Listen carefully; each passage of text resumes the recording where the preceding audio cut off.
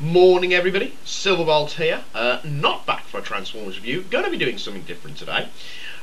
Going to be having a look at War and WoW. Gee, aren't Mythic Entertainment really lucky that the spelling of their name, Warhammer Online, Age of Reckoning, happened to be spelt out as WoW, as War. Sounds very similar to WoW. That was very good. Very coincidental. Anyway, I just want to point out at the beginning that these are my personal opinions only, not to be taken as canon, and certainly not to be taken as literal. If I say that something in either game is shit, that is my opinion. That does not necessarily mean that everyone else says it is. Right, that is my defence before I get a whole load of WoW lovers plaguing me about this, as will happen. Right, World of Warcraft and Warhammer Online are, of course, MMORPGs. Something that has, in recent years, especially since WoW came out, become extraordinarily popular. Billions have been spent on these games. I'm not just talking about WoW and War here, but the other ones that have been out for a while. Funnily enough, though, I can't think of any off the top of my head. Something like RuneScape, or I don't know. I'm trying to think of the ones I see advertised on various forums.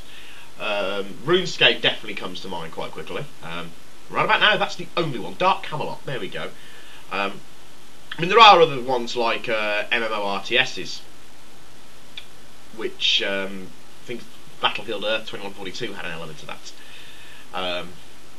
Dawn of War has, of course, an element to that, though Dawn of War MMORTSs just tend to very much be find them and kill them. Now, basically, the idea behind them is that you have a character, which is you. Yeah, because any of us are really that cool in real life. Which is you, and you run round a huge gaming area, solving quests, killing things, and doing various paraphernalia. The object of the game is, of course, to level up as high as you can go. WoW is currently set to level 70, I believe, and I think, though I'm not sure, that Warhammer Online is level 40. At least on the abilities trees that I've seen on War, the highest skills that are there are for level 40. Okay, but something I'll get to in a bit. Okay, WoW obviously came first. It's been out for about 3 years, I think Dave said to me. Excuse me. Yeah, I picked up that lovely virus that's floating around. Right, Warhammer Online, which I'm mostly going to focus on. We'll start with WoW. World of Warcraft is set in the world of Azeroth, and it follows on from the World of Warcraft games, which were the Warcraft games, not World of Warcraft. The Warcraft games, which were real-time strategies, RTSs. And they went from the tried and tested method of RTSs and turned it into a third-person role-playing game. And it was phenomenally successful, and still is phenomenally successful, to the point where now you can buy, it's so popular that you can buy the basic core game and the first expansion pack for about £8, brand new. That's with a 30-day free trial. And that brings you on neatly on the other point on how come it's generated so much revenue. Because unlike the vast majority of games, even other RPGs, you simply buy the game and that's it. No, with MMORPGs, at least the two that I'm discussing here, you pay for them every single month. I mean, I don't know why I'm explaining all this to you guys, because I'm pretty sure you know how they work, so I do apologise if I've insulted anyone's intelligence. But you pay for them every month, and that allows you to keep playing. Quite a clever idea, actually. Though it has led to some people being rather criticised over it, asking why should I constantly pay for a game. Well, the fact that something like Warhammer Online or World of Warcraft is infinitely bigger than anything you've also got on your PC seems fair enough, and it's not exactly. It's only about £8 a month. It's hardly bank breaking. unless you're on the dole. In which case you should be playing these, you should be out finding a job. There we go, there's my Jeremy Kyle bit. This tie, I kind of look like him. But anyway, in WoW, you have all the races represented that were in the game. So you've got Night Elves, Tauren, Orcs, Trolls, Humans, Dwarves, Gnomes, Blood Elves, Draenei, Undead. I bet I've missed one, but I can't quite think of them now. And you can choose different classes for them. In War, it goes along the same premise, in that you can choose between 6 races, Forces of Order, which is High Elves, Dwarves and Empire, and in the Force of Destruction, you've got Night Elves, Night Elves, Dark Elves, not Night Elves, Pillock. But anyway, I'll try that again. You've got Dark Elves, Dark Elves, sorry, a little bit of geekdom there, Chaos, and Orcs and Goblins, well, Greenskins.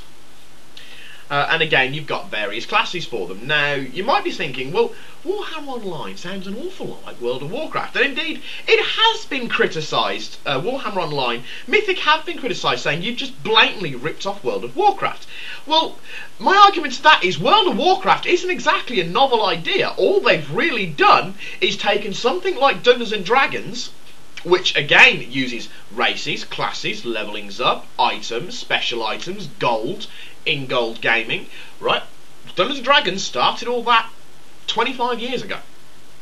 World of Warcraft simply put it on the PC. Which reminds me, why hasn't someone like Forgotten Realms put out a Dungeons and Dragons MMORPG? Particularly Forgotten Realms one. Set in Neverwinter. Never mind, that's my dream. But never mind.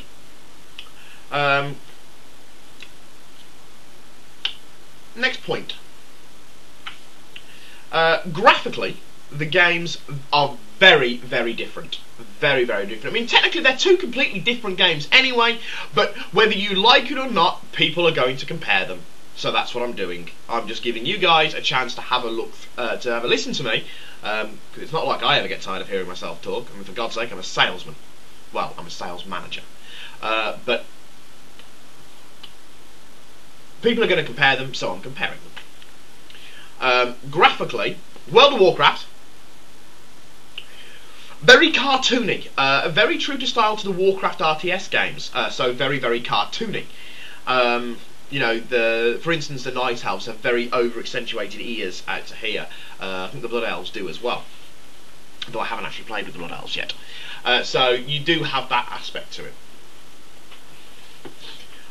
War, graphically, I think much more superior. Much more superior. It's certainly got more of a realistic, well, I say realistic as ever a fantasy world of dragons and elves and dwarves and goblins and all that stuff can be. Certainly a lot more realistic, less new age animation than WoW. Playability wise,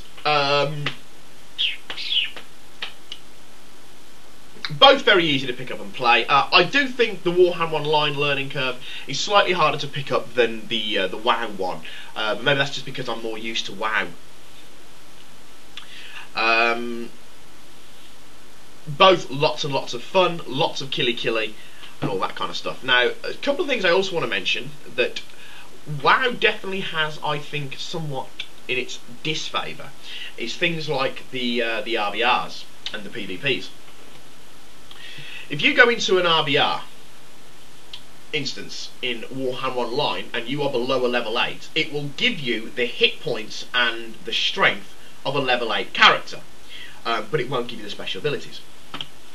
In World of Warcraft, as far as I know, because it's been a while since I've actually done a public instance in WoW, there is, no, you go in as you are, and if you're a significantly lower level, you get trounced. Warhammer Online has things called public quests, which are constantly resetting events that people can show up and do. And one of the things that I've noticed, because I've been doing the High Elves, because I'm currently a level 11 Shadow Warrior on Warhammer Online. In World of Warcraft, I'm a level 19 Night Elf Hunter. Now, the public quests in Warhammer Online,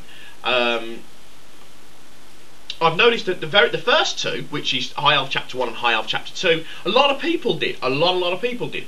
But I'm currently on Chapter 3, working my way through that.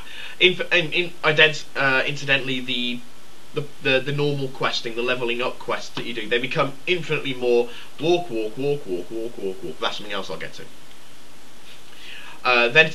They don't seem to be as popular. Maybe that's because the game has still only been out a week. It's only out a week today.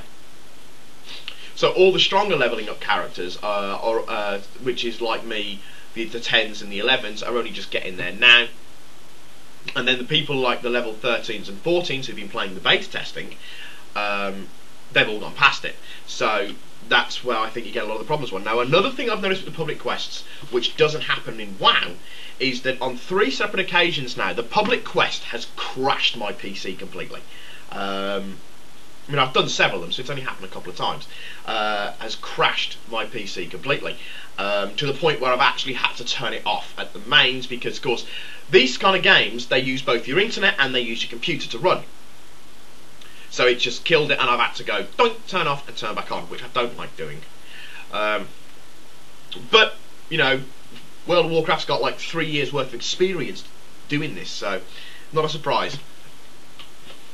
The RVR as well, which is PvP,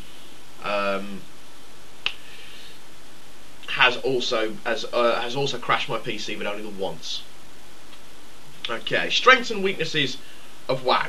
Its biggest strength is the fact that it's been going so long. I mean, even people who don't play it, even the most cutting-edge, new-age person who wouldn't touch a geek thing if their life depended on it, knows what World of Warcraft is. Or at least knows of World of Warcraft. That's definitely its popularity. I would argue that its content as well. It's got 3 years of constantly updating, constantly putting new storylines in. That's something that definitely works in its favour. It obviously has more characters and classes to choose from. But again, that's because it's been out for so long, and I think they actually started it off with much higher, with much more classes in it than Warhammer Online did. I've never had World of Warcraft crash on me. I should hope not, after 3 years of running at this stage. At least I think it's 3 years since it came out. Okay, weaknesses of WoW. My main gripe with World of Warcraft is the graphics. I don't like the cartoony style of it. Not to say they're bad graphics, not at all. I just don't like the cartoon style of it. I prefer it slightly more realistic. Okay, strengths and weaknesses of Warhammer Online. Well, a main strength that I think about it, but of course my opinion is very biased because I've been doing Warhammer now for about 4 or 5 years, nowhere near as long as I've been doing the 40k. My first army was High Elves. I also have a Wood Elf army, which incidentally I've won awards for the painting on, but let's not go there.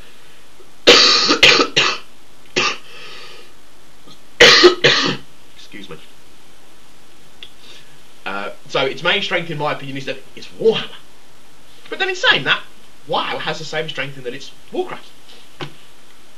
So that's definitely one of its strengths. Another strength of it is its graphics, which I do think are a bit more superior. There are some things that do go wrong with it. For instance, because I am a Shadow Warrior, I do a lot of ranged DPS. DPS, not GPS. Do a lot of ranged DPS. So, and you hit something and of course it starts charging towards you.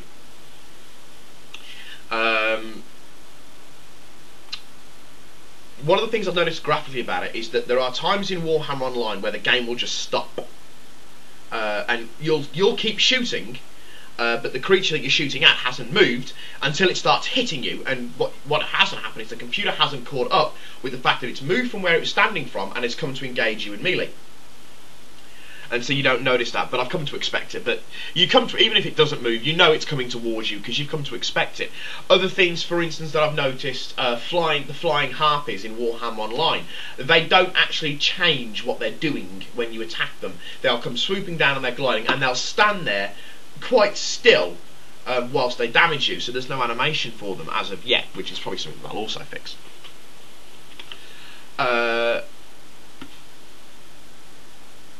Gameplay. Strengths of WoW, very fluid, very smooth. big weakness I find with WoW.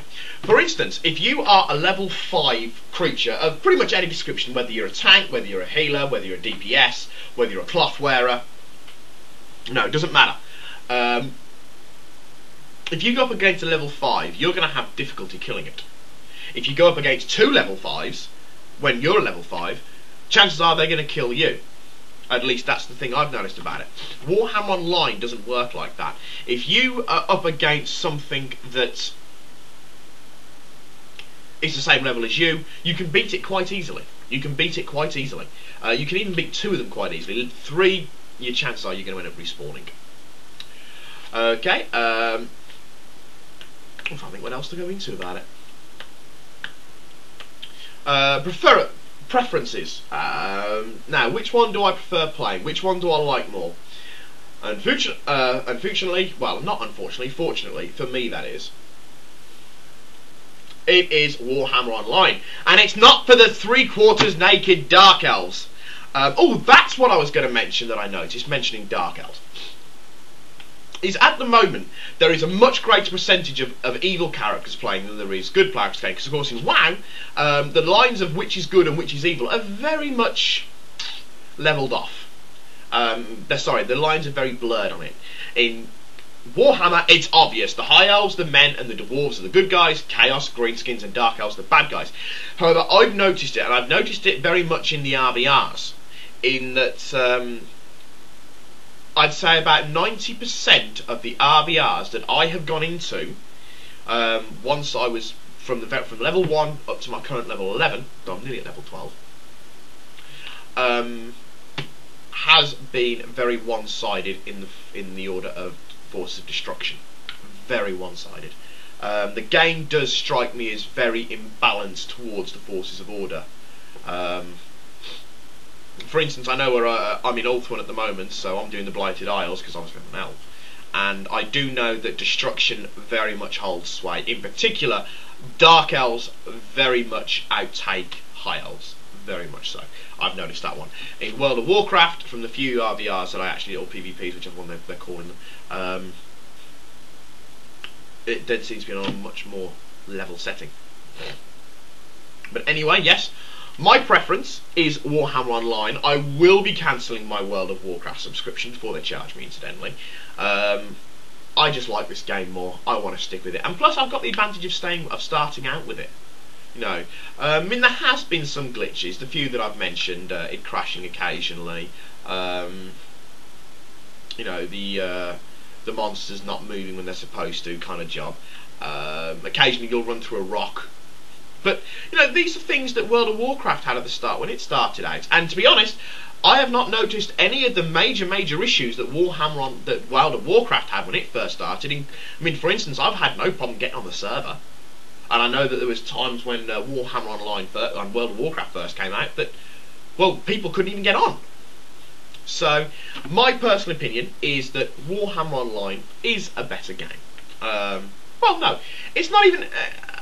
I would even call it specifically a better game. My preference is Warhammer Online. However, World of Warcraft is of course still cheaper. I think even Warhammer Online is actually more expensive per month. Not a surprise for Games Workshop. One thing I can also tell you is I have heard, it has been apparently confirmed that they are making a Warhammer 40,000 version of Warhammer Online, though we won't be seeing that for the next couple of years. That one will be good, because I so want to play it. Well, I'm going to say it's really bad, but I want to play Imperial Guardsman. I don't know why. Because I know that everyone's going to turn around and say, well, I'm going to be a Space Marine. Yeah, the problem with that is I highly doubt you'll start off as a Space Marine. You'll probably start off as an initiate, go up to Scout, and then become a Marine once you hit level 25, because Space Marines are simply too sodden hard, not to mention they're extraordinarily rare. But anyway, that is my reviews of these games done. I hope you enjoy the video. It's supposed to be a bit more light-hearted, and it's definitely not supposed to be you go out and buy this game now kind of review. It's definitely just supposed to be a bit of light-hearted on something that I've had a lot of fun playing over the last few weeks. And it makes a change from Transformers. Nonetheless, the Transformers reviews will return. Okay? But for now, this is Silverbolt with World of Warcraft and Warhammer Online saying sayonara, adios, and